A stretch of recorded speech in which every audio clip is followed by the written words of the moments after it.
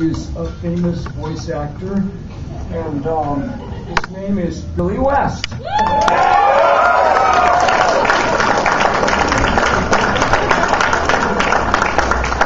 Somebody had to do it, right? Okay, how does this work? There. Hi. So what do you want to talk about? Anything? Everything. Yeah, is there Q&A? Or do you want me to just say some stuff? Man, all this constant exposure to radiation is making me thirsty. Young lady, bring me a sandwich from the dumpster. And leave the nuggets on it.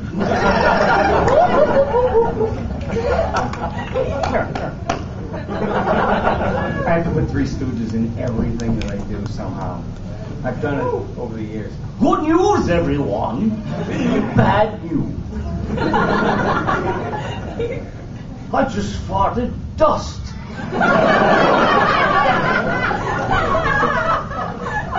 What else is there in this world?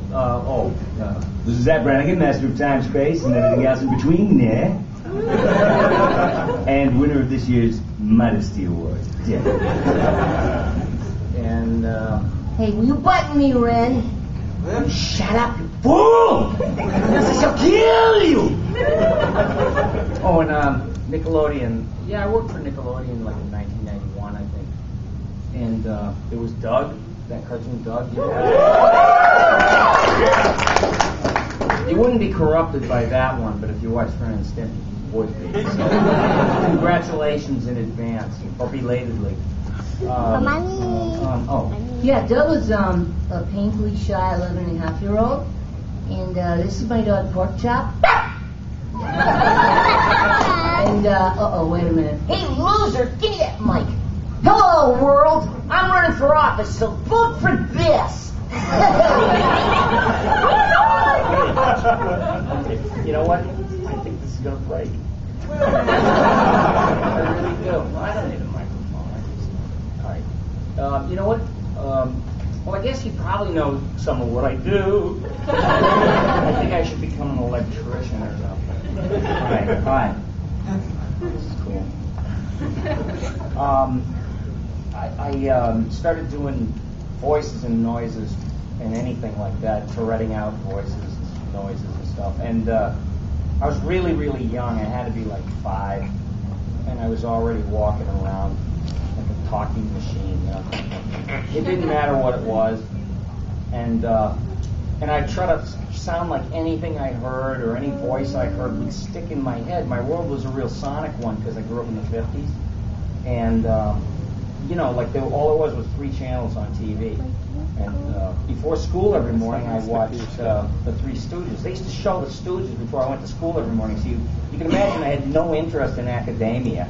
And little did I know I was being prepared for the future in the United States of America. Because 50 years later, I was 10 at the time. So yeah, 50 years. I'm 60. Okay, I did that. I'm sitting in an America that has no use for any of the things that I was taught. Math, forget it. Everybody's got the greatest computer in the world in their pocket. English, everybody has their own version. And history, and it's like there's a whole faction of people that are trying to erase history and rewrite it. So none of this stuff is, none of the stuff I was being taught. Math, forget it. English, history, science. There's a big contingent of people that don't want no science anymore. So I was being prepared for a future where I could actually have a job, getting into voiceover. And I played music for a really long time. I was a guitar player, singer, shaking my ass. And then in 1978, I think I lost my spandex license. And, I had to cut my hair. It was like a rooster, piled up all over the place. And I got into radio, which was in Boston. It was an FM station, WBCN. And I looked at this place, and to me it was a playground. I didn't know anything about radio, nor did I care. I just knew that I could go in here and rip the place to pieces just by cutting up and going on the air and doing things. And it was really great. I was also in the throes of serious alcohol problems and drug addiction. And so there's like 2 years of that radio station that I don't remember being there. You know, that's horrible. It's horrifying. I can laugh at it now. Wanted to go, you know. But, you know, later on I straightened out before I moved from Boston. I was lucky enough to get help. But when I did move from Boston, I went to New York, and then I wound up working on the Howard Stern show, which is, you know. Hey, Robin, I just farted. I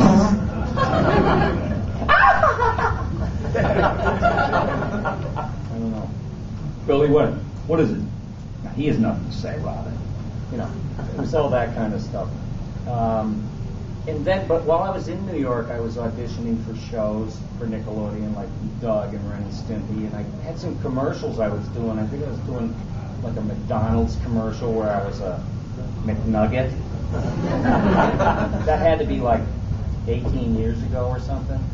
What if those nuggets are still like in the same shape they were the day when they were hot? They probably are. Like if there's a museum, it's like, who's that guy, Morgan Spurlock, who did the whole movie about fast food, and it's sitting there for like 9 years, and it's still, the shake is, it tastes like the day it was made. And he's like, uh-oh.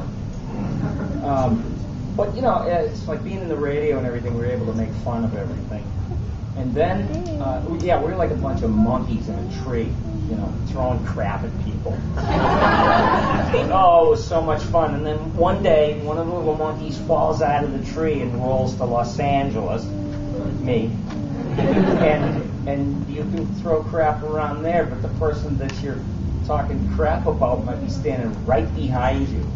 And it's happened, you know. I won't tell you who. I won't tell you who. I was embarrassed for my life, though.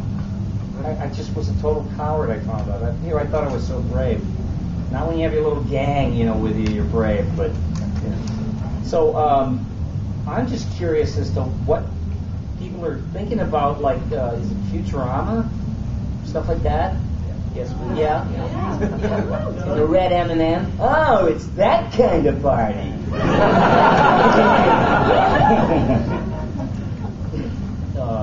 Yeah, I can see a man way back there.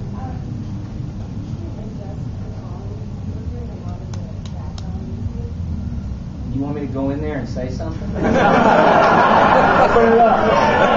Open it up. Open the door. Open that door. Yes, open it. What, are you locked in? Yeah. Then lock that one, too.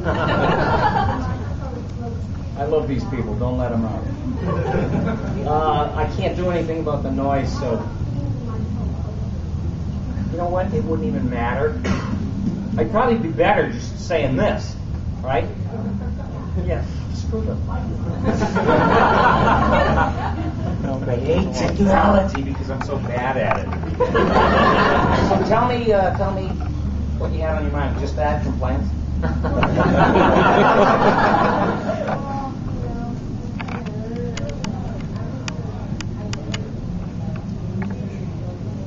Yeah? I can barely hear you, but I think you said good things. I like your voices. Oh!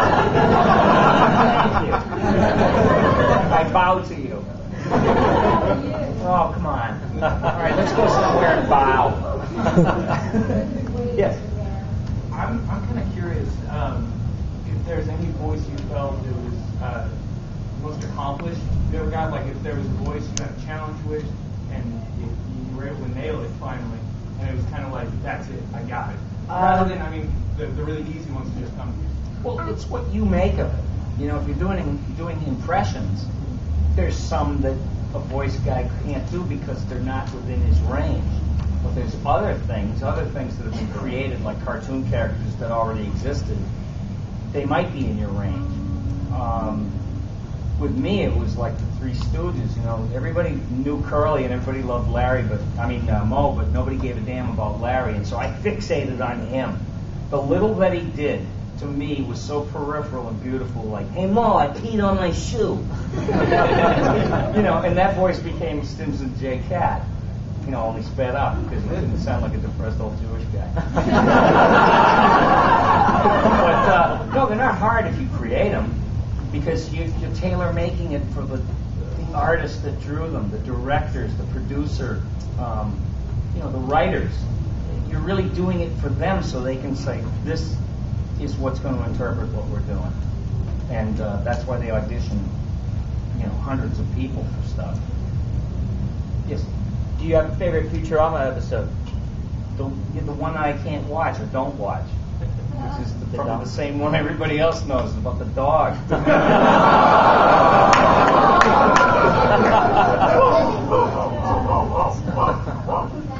Yeah, it bothers me a lot, because when I was a kid, I remember the dog would be out front, strapped to something, and I'd be in the grocery store, and he'd be like,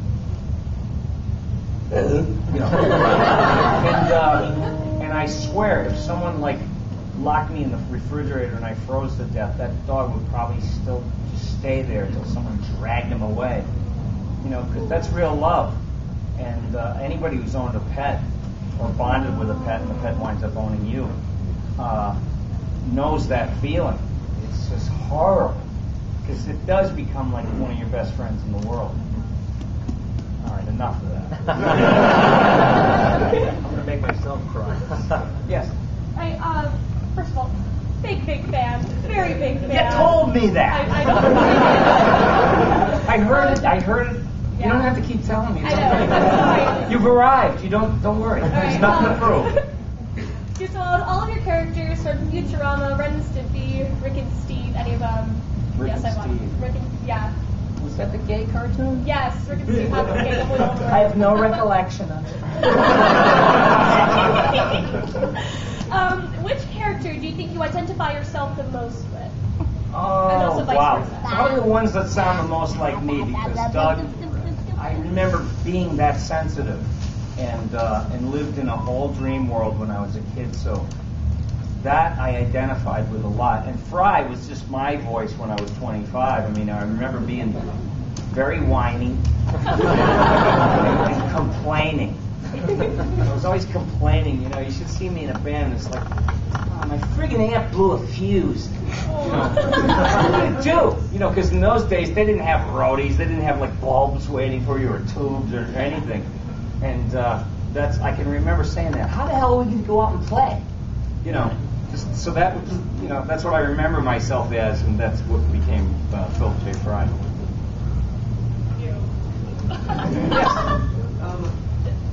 Yeah. You're very expressive with your body language and face when you do voices. Are you that way when you're recording in the studio? No, not quite. I do wind up doing faces, because a lot of this stuff is yelling, and screaming. Whoa, and running away and stuff, look out! And they have me scream a lot. I screamed on Ren and Stimpy. But I wouldn't saw the air with my hands, because when celebrities do voices for cartoons, they get in the studio and they have no idea what they're doing.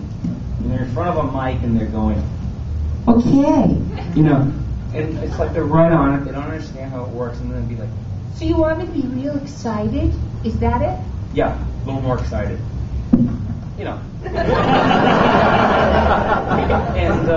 And after a session, if you're in a session with a celebrity, I swear to God, they look at the rest of us and go, I don't belong here. No, they go, you mean each one of you can do upwards of 100 voices? And we're like, yes, Mr. Celebrity.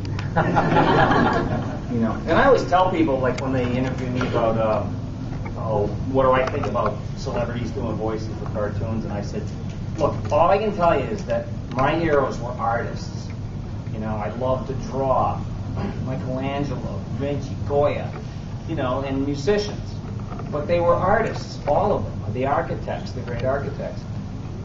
And the great voice people, too. They were artists. My heroes weren't celebrities. I don't know what happened to the world where somebody can be hailed for being nothing, as themselves. It's like everybody goes, oh, I never watched that Kim Kardashian. Meanwhile, as they're in the supermarket, they get the tabloid, the checkers going, hi, can I help you? And they're like, because it's, I don't know, it has some riveting, I guess, tell me the truth. Not that you guys would do this, but the average person. What do you think it is that, is it because everybody wants to be famous because America doesn't have jobs for anybody and being famous, it doesn't matter what it's for, could lead to a shot that makes some really good money? It's just a theory. You think?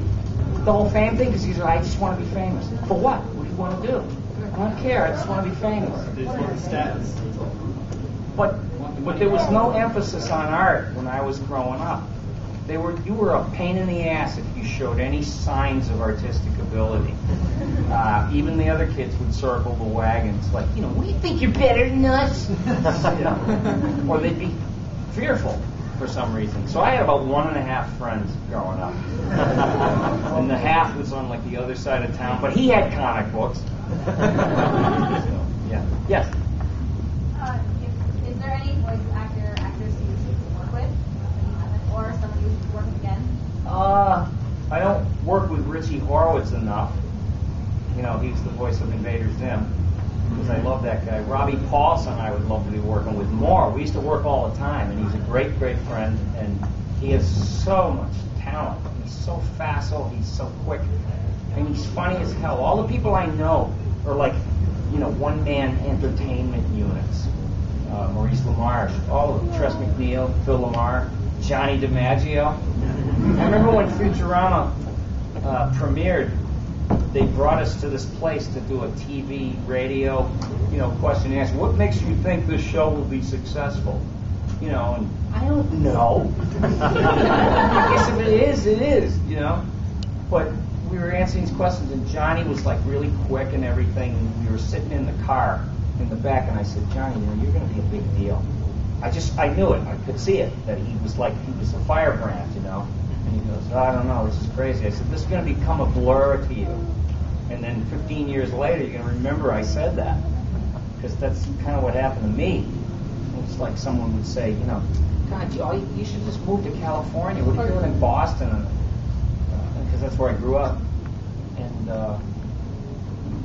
it's just, you don't know any better. There was no signpost. There was no roadmap to tell you how to get to be a voice guy. There were no teachers, no schools, nothing. And so you had to be like the town weirdo. You really did. You'd have to become the town weirdo who was compelled to do these things that made no sense to half the people around you. But the town weirdo of every respective town in the United States winds up in a mecca for weirdos, like Los Angeles. They all get to work together, and it's like, you the town weirdo? Oh, don't even ask, You the town weirdo? Oh, I was chased, And that's kind of the way it is, Hey, you. Have you ever had a stalker? Or like an invasion of privacy by like a fan or something? I won't tell you much about it, but yes. Yes. Why don't people get fixated on my plumber? Why does it always have to be somebody that, that has some sort of notoriety for their work or something? No, they don't go after the guy who scoops ice cream. I want to follow you home. I got something in my pocket. I resent that because I hate feeling afraid. And to tell you the truth, I'm not scared of nothing in this world. It's like it's called being 60. It's like, get out of here. Get out of here, full-grown adult lying to you like they're 7. What do you think? I'm stupid? And even when I was a little kid, when I was 10 years old, I knew inherently, and this is no offense to anybody here, that adults were full of shit. But they still are, because I never became an adult. But everybody with their random rules that were subject to change, like the weather, and it's like, what mixed messages? Always tell the truth. When someone asks you, always tell the truth. Do you know how many enemies you'd make if you told the truth about anything? People would round you up. if you were others like yourself. But it's horrible to tell the truth because it's this fierce antiseptic, and I hate. Well, I don't hate criticism. I actually welcome it. But if you told the truth to the judge, in court, say, if you want to know the truth, I engineered this whole thing so I could come here and squirt you with water. I don't know. I'm kidding. I never got life of the world, I guess. Yes. Why are you so sexy?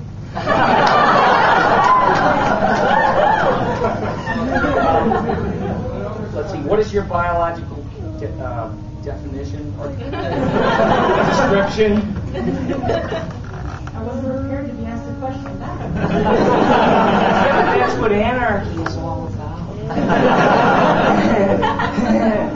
You'll see. You'll all see.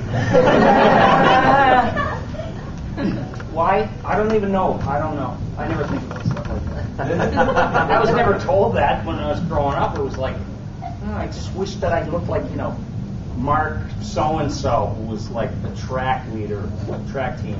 I got on the track team thinking that some of that magic would rub off, and it's like, it didn't. But I learned how to run really fast.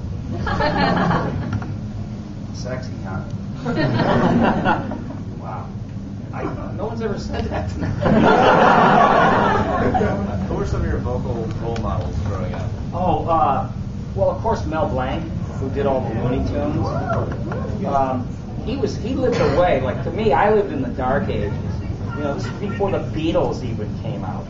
The world was an ice ball, especially after John F. Kennedy got killed. Not only did Massachusetts love JFK, the country loved him, and the world loved him. So when he was assassinated, there was this depression like you don't know. People be on the train looking at each other like, I didn't do it. It's not my fault, man. This shit like that happens. And it was so glum. And then the Beatles came along and unthawed the world. That's the only way I looked at it.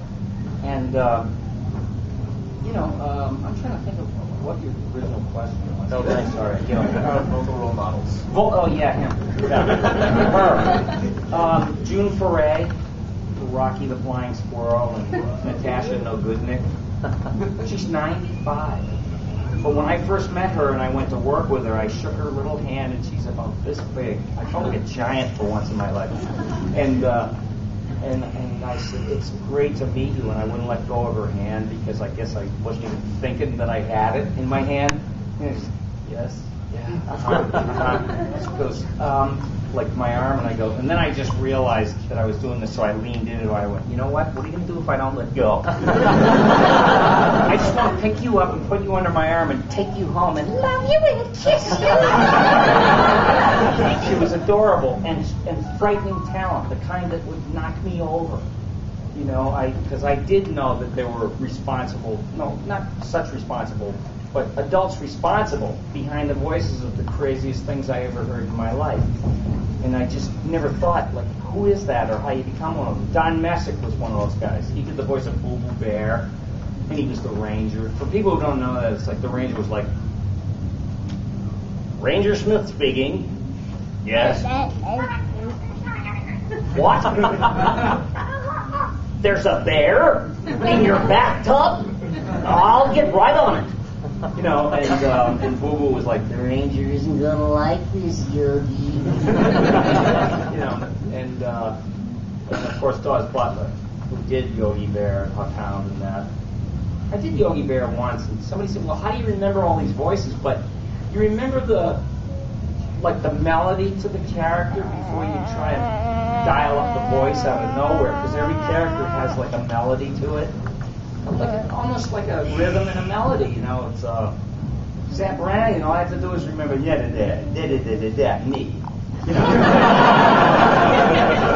just kind of comes flying out, it turns out of you.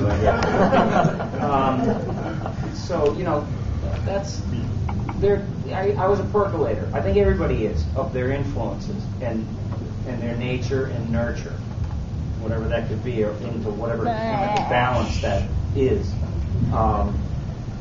and it all goes in, and you somehow reinterpret it, and then hopefully it'll be a hybrid of all those things and create something new or different or something that really makes people happy. And that's what all the artists I did, you know. But you find out they all hung themselves or cut their ear off or, yeah. Oh, okay. I was depressed. I was born with chronic low-level depression. I suffered my whole life and I had no idea that it wasn't supposed to be like that. I was scared of everything. There were times I couldn't leave the house. I'd sit in the shower and watch the raindrops go down the glass, and I'd be sitting down and I'd go, I can't go out. I can't go out because this black cloud would shove me to the floor, I swear to God. And my breath was staggered. Even when I woke up in the morning, I was like, you know, thinking about something that happened 28 years ago. And it's horrible because I know a lot of people have that, but you have nothing to A/B it to. You don't know what a normal life feels like. So at 50 years old, I found out that I had this chronic low-level depression. And then finally I was treated for it, and I woke up and I went, this is what it's supposed to feel like. By then, most people who always felt like that are sick of it, you know. But then all of a sudden I did, and to me it was like a gift, you know. And I don't advocate the use of pills and pharmaceuticals, but there are some that actually work, you know. Meanwhile, they keep reminding you on the bottle, thoughts of suicide may occur. It never occurred to me. You know, I don't know.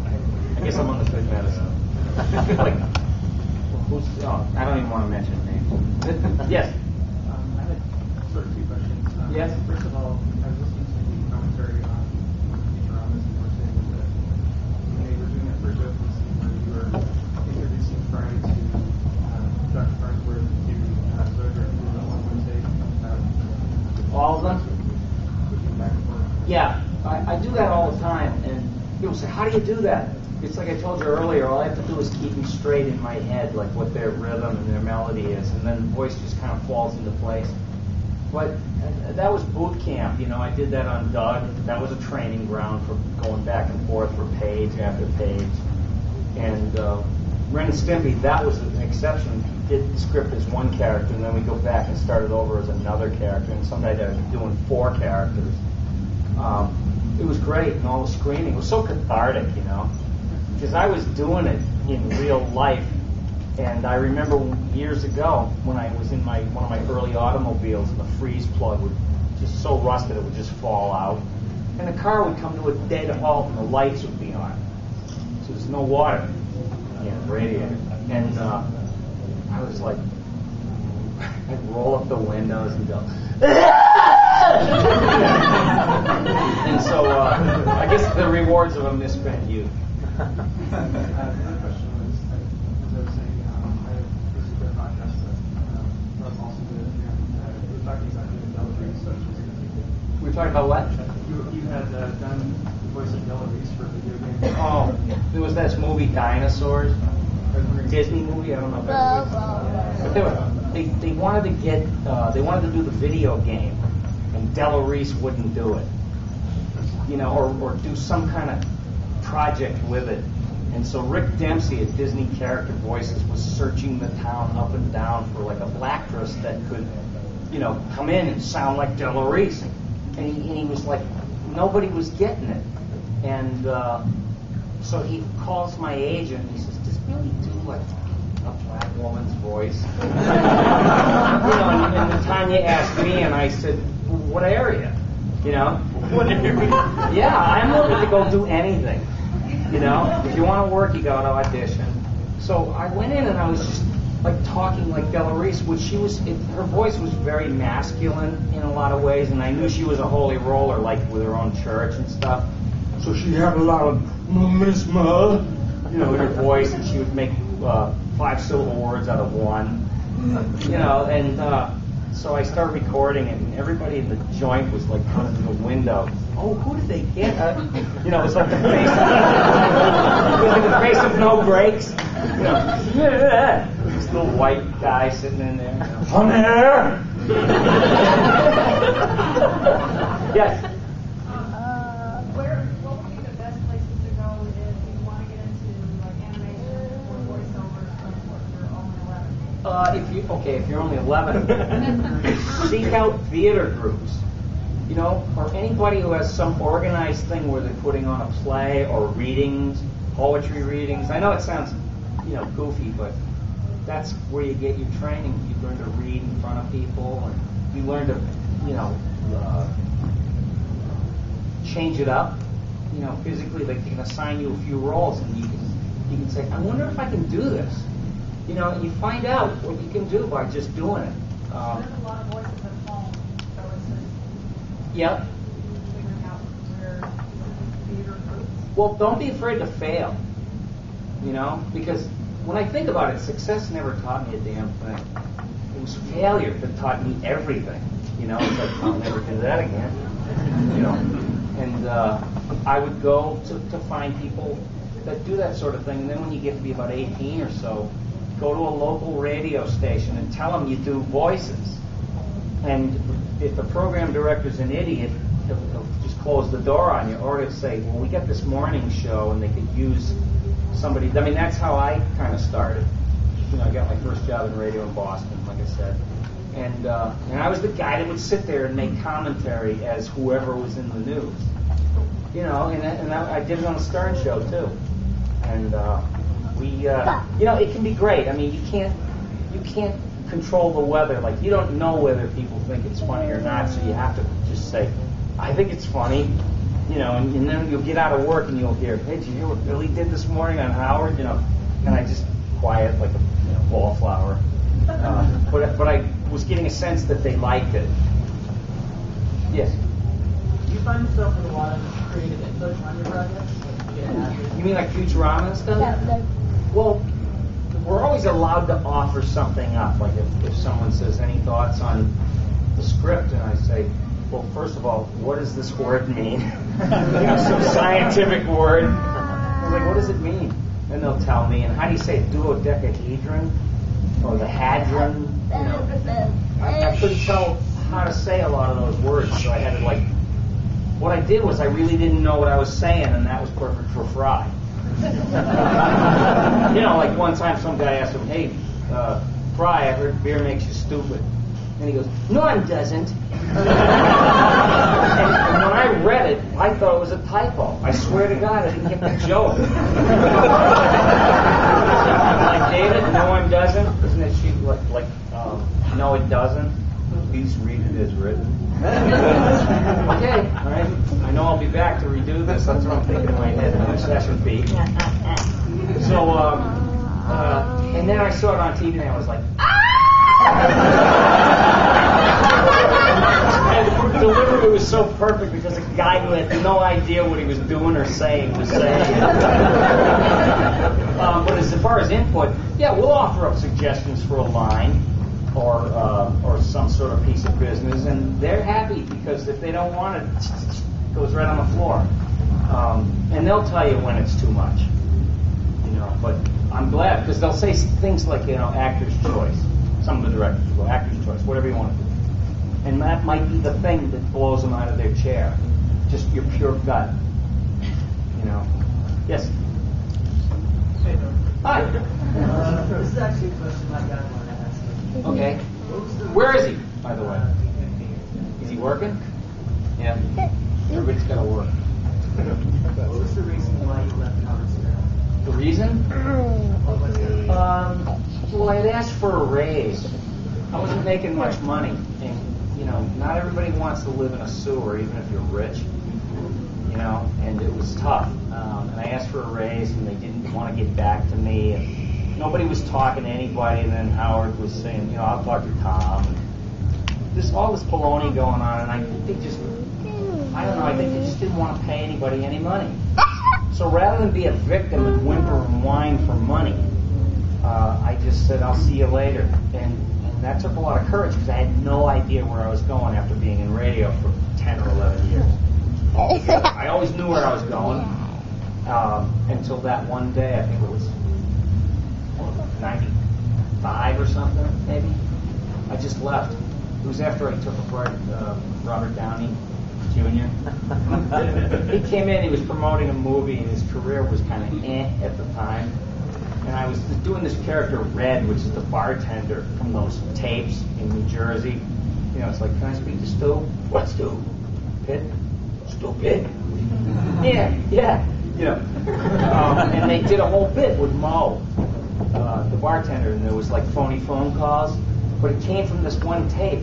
And so I was doing that character, that gruff, abrasive character, Red, and I was just saying all kinds of junk to him. You know, like, he was talking, the movie was Thanksgiving or something, and I said, he says, and then we all get together and there's this big turkey, and I said, would you do hump the turkey? You know, when I'm doing that, I never say stuff like that in real life. You know, it's like in character that you go for it, and, Howard said, so you're a really good actor. Oh, believe me, I've seen every piece of his work. This monkey can act. There's a lot of monkeys and young monkeys in Hollywood that don't know how to act. But this monkey can act. And he was looking at me like...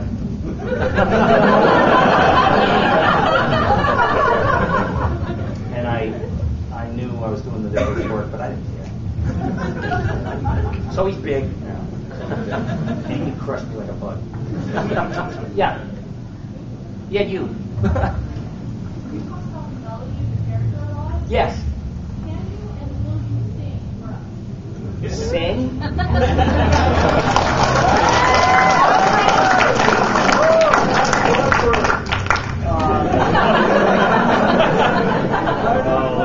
I gotta remember a song. Happy Boy. Happy Joy? Is this the little girl? My eyes, sunshine.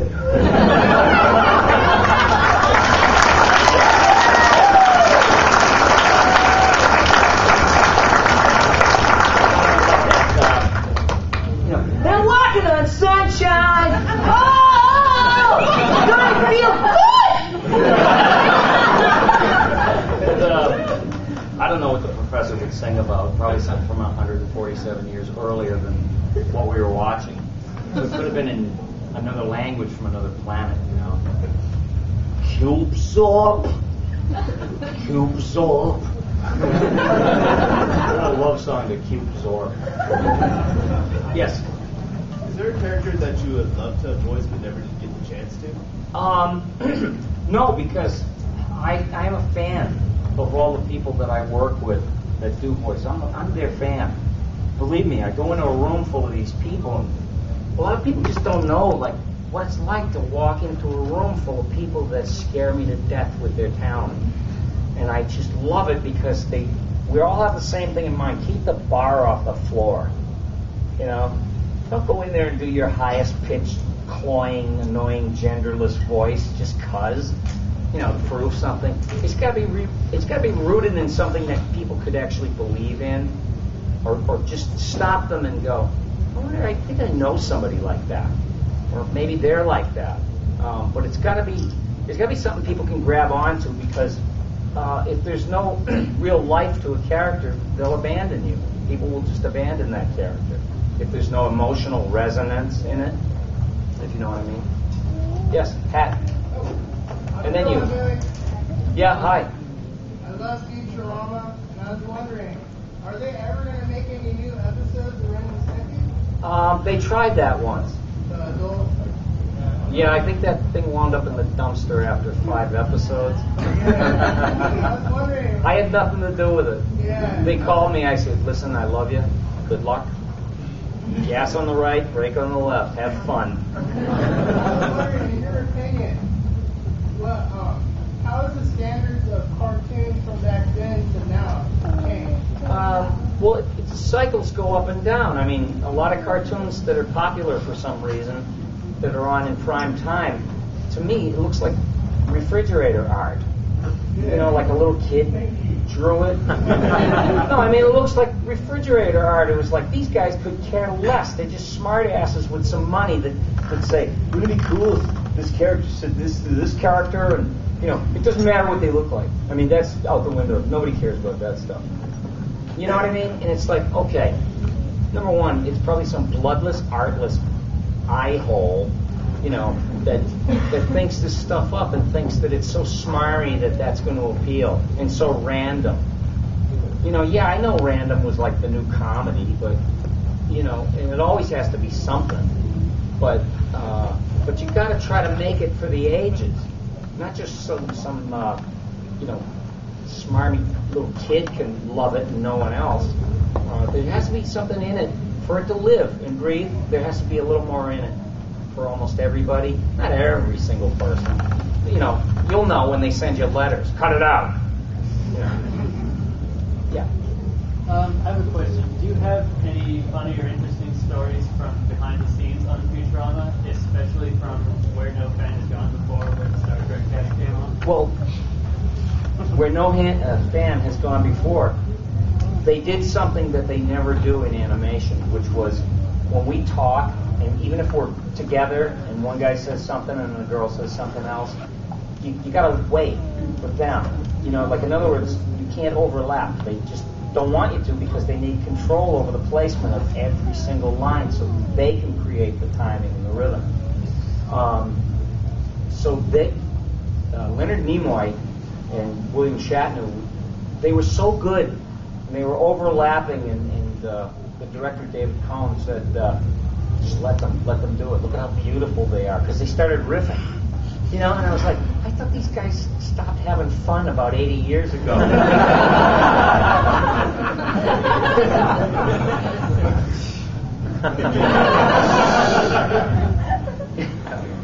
Shatner. Quite the life I've had. What about you? I drive a woman in a pool. Thank you, Satan. Big ass on his gate. It's not for Shatner. Satan. I'm kidding. He's really a cool guy. My knees were knocking. I had to call him up to see if he might be interested in doing Futurama. Somehow I had his phone number. And his assistant called earlier saying, call about this time and Bill's open to talk to you. I get on the phone and I was like, he says, hello. And I go, Mr. Shatner. And he goes, Mr. West. And I said, listen, I'll just get right to the point. We all love you at my job, which is Futurama. I think you might have seen a script. I don't know if you've read it yet. Oh, yes. Yeah. And he said, but they're asking me to be William Shatner as Kirk, not Kirk as Kirk. And I said, well, that's because they want to just do something a little weird with it and take it to another little place, and you could have tons of fun. And besides, this show's got more layers than an onion, and and people revere you. I mean, there's just nothing but respect. And he said, yes, but did you read the script? And it meant he didn't. He wanted me to tell him. So I was telling him all about it and everything, and next thing you know, he's there with Leonard Nimoy. I think they've had Nichelle Nichols. I know they've had George Takei. And there's sometimes I had to do them, before they could get him. His line was just either, oh my, which is what I used to do on the Stern Show. Because one time Shatner was in there and I was on the road doing lectures or something. Imagine I could lecture. It's so stupid. And I called in as George Takei because he was hawking his book about their days on the show, and I was like, hello, Bill. Anyway, George. Because I knew it was like oil and vinegar, cat and dog. And he probably knew it was phony, but he played along. The guy's got a hell of a sense of humor. He really does. And he's playful, and he's willing to go along with stuff if he sees that something good might happen. Yes. Yes, sir. Have you ever played the Futurama game? No. Am I in it? Yeah. Oh, okay.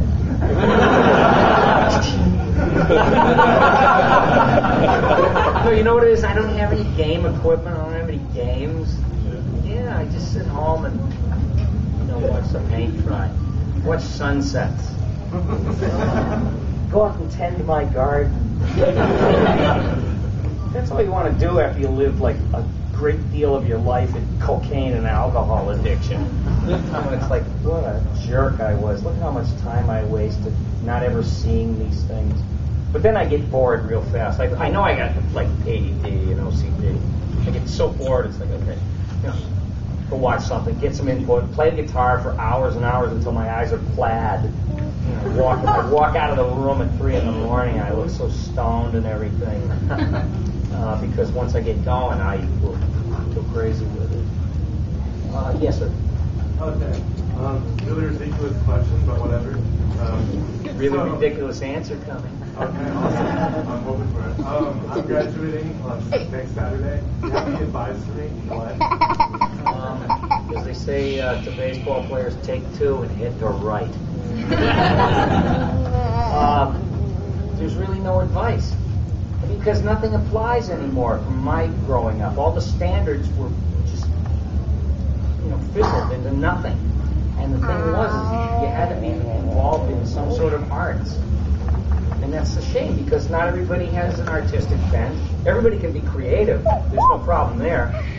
But to get a job in show business, I mean, there's so many computer animators now that started off wanting to be celestial mechanics or, something heavy duty and real.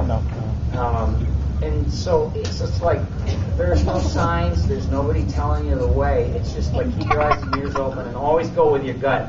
If your gut tells you something, pay attention to it, because if you don't, it just gets smaller and smaller and says, you don't want to talk to me ever, so I'll see you. And it dwindles into nothing, and you have no inner voice to tell you anything. Be in tune with yourself, and sometimes it's good to shut off everything, every gadget in your pocket, shut them off right now. Everyone, that's right, no, the other one. And that's how you hear yourself think. Because a lot of people have lost rational thinking because they don't want to think, or how to have critical thinking. No need for it if you're always like you could bury your head. I remember one time I went to Niagara Falls, and this family pulled up, and I'm like, come on, kids, it's Niagara Falls, it's the 8th wonder of the world, and they all come out, the wife, and then this little kid in the back seat with his head buried in cane. And it's like, Dad comes in, don't you want to see Niagara Falls? And he's like, yeah, right. And it's like, I don't know if a lot of people don't know what to do when they're confronted with real things. There's no stick or button or gadget. So don't get lost. That's my advice. Yes?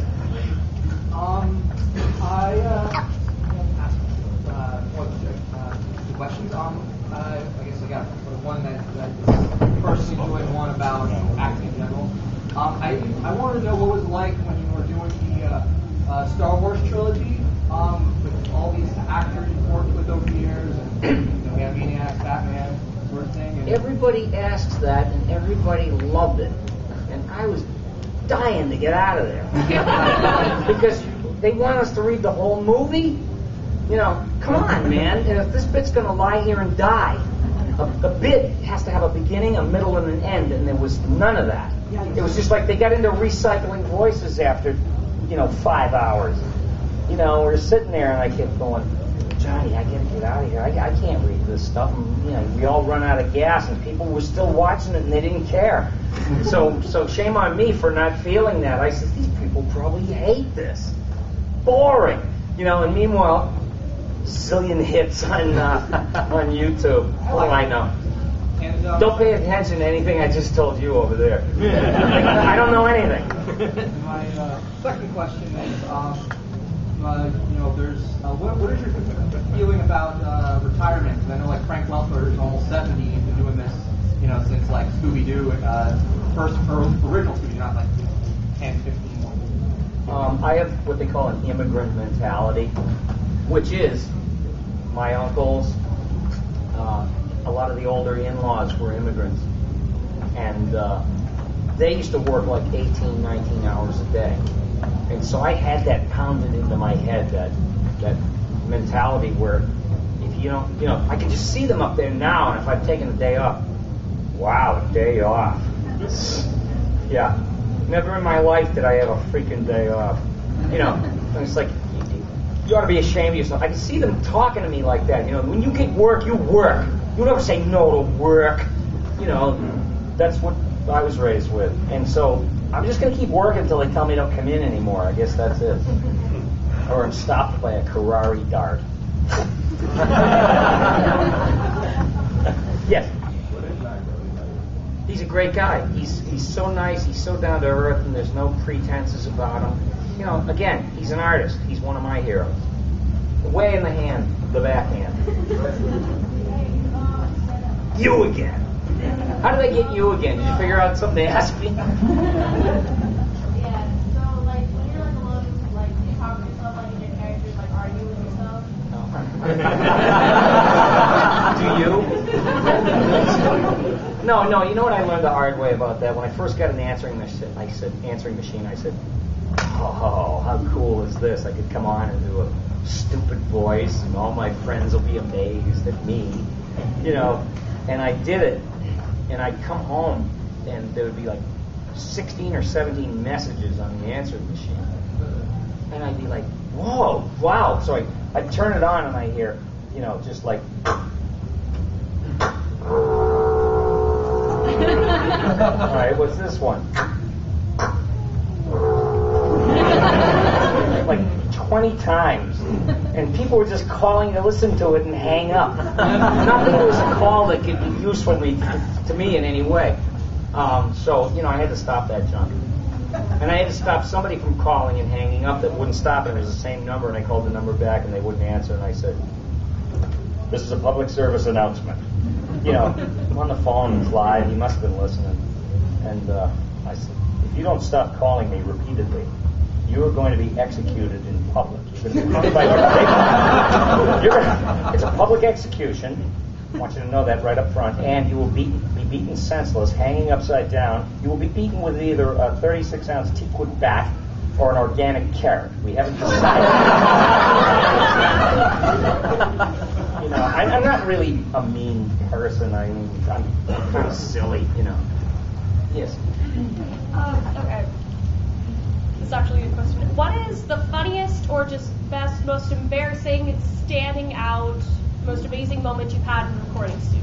Oh, well, I was going to get to that with your original question, but there was some other story, which I tended.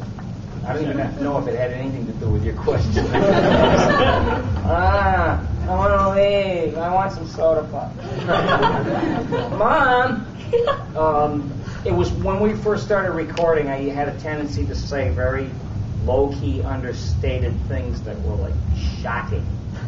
And it would knock somebody across the room. It's like, how did this little Muppet, you know, say something like that?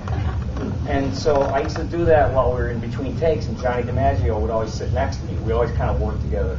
And he'd be cracking up laughing, and it would spill over into other people's takes while they were being recorded.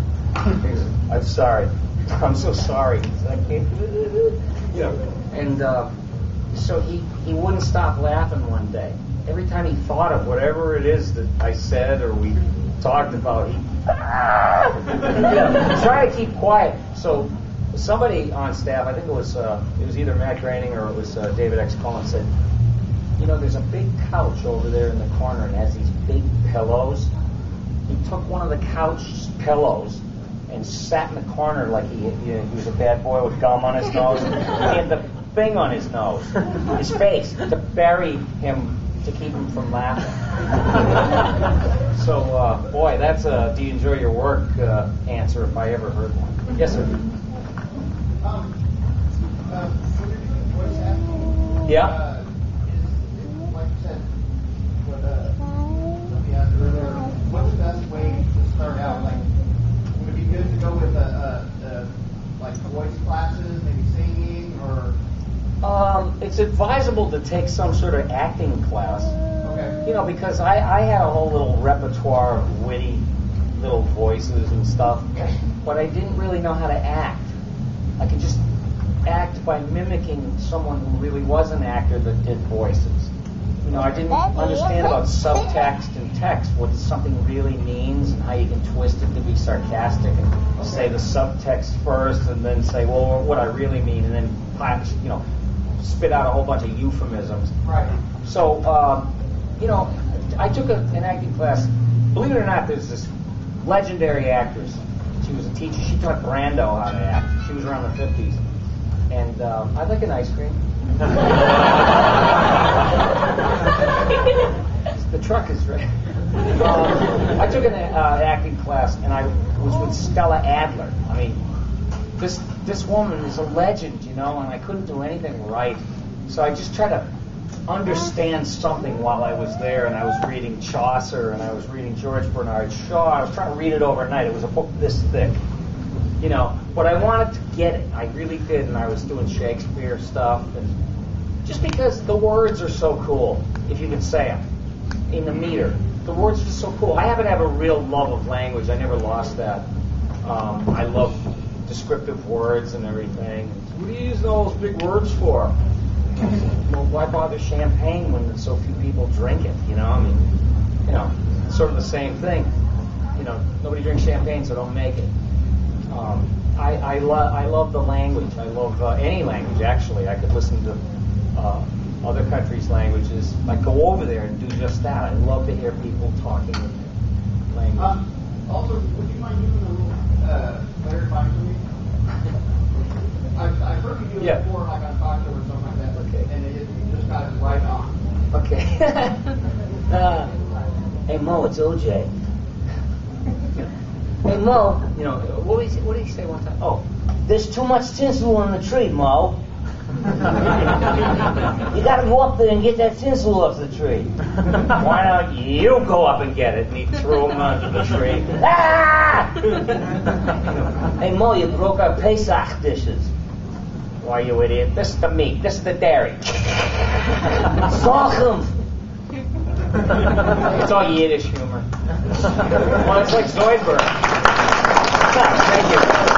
Does that make any sense? What I've said? Does it make any sense at all? I'm Jewish, I get it. Yeah, it's awful. Yes, sir. So you're considered one of the better voice actors of our time. Wow. Do you have an arch nemesis or a rival?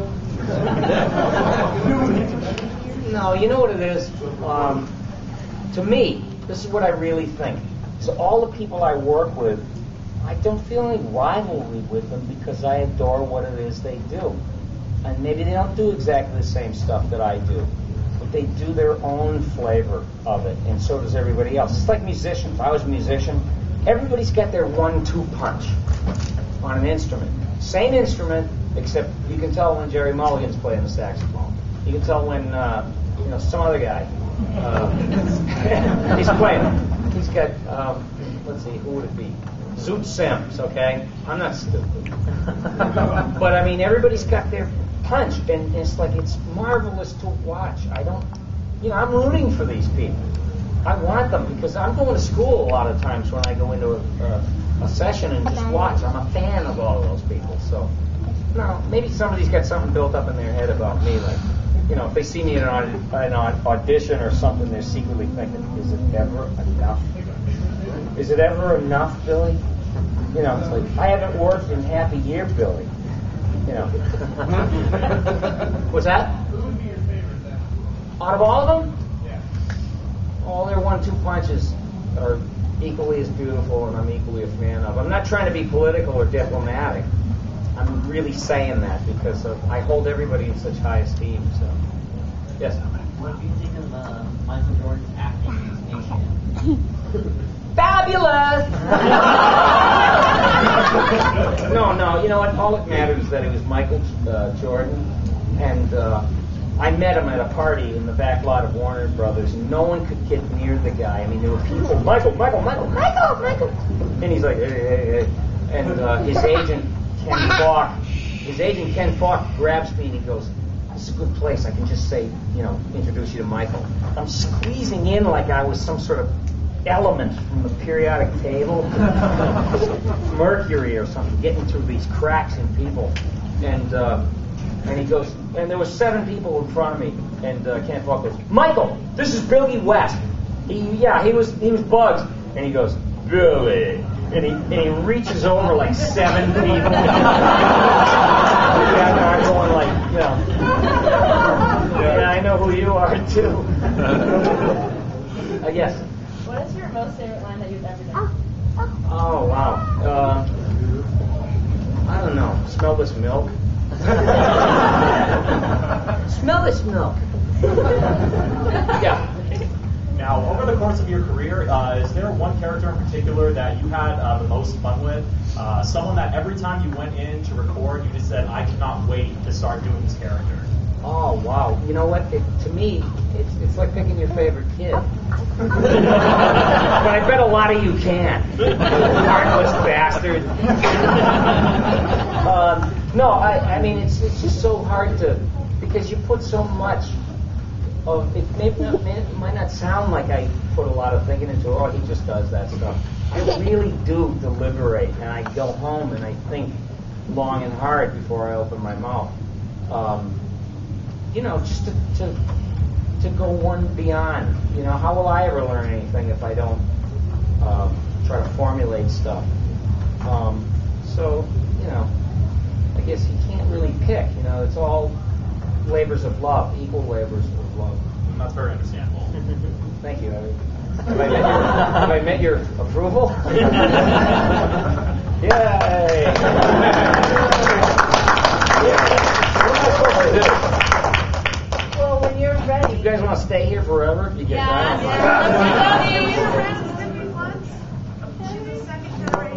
She is? Happy, happy, joy, joy, happy, happy, joy,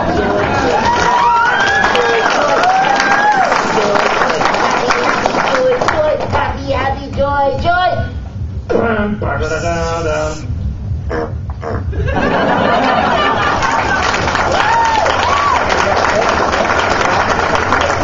Mind if I go back to my little table? Thank you so much for being here.